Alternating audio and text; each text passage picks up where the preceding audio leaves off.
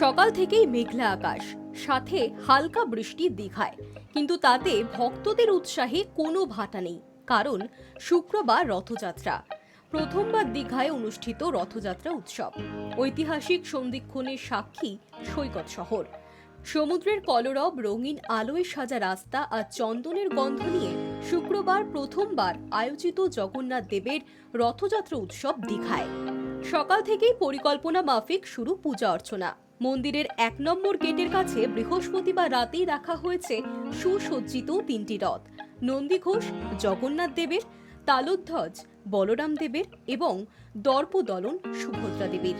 বৃহস্পতিবার দুপুর থেকেই দীঘায় পুণ্যার্থীদের ঢল নেমেছে।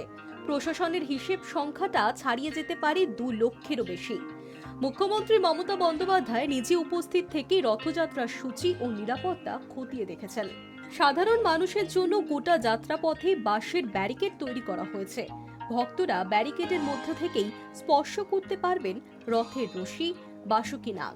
তবে ভিড় সামলাতে রাস্তায় সরাসরি নামতে অনুমতি নেই, জানিয়েছেন মুখ্যমন্ত্রী। মন্দির ছিল বন্ধ স্নান পূর্ণিমা থেকে টানা 15 দিন। বৃহস্পতিবার সকাল 7টায় নেত্র উৎসবের মধ্য দিয়ে খুলেছে দরজা, আর খুলতেই দীঘায় নেমেছে ভক্তদের ঢল। দীঘার গুন্ডিচা মন্দির অর্থাৎ মাসির বাড়িতেও চলছে জোর কদম প্রস্তুতি।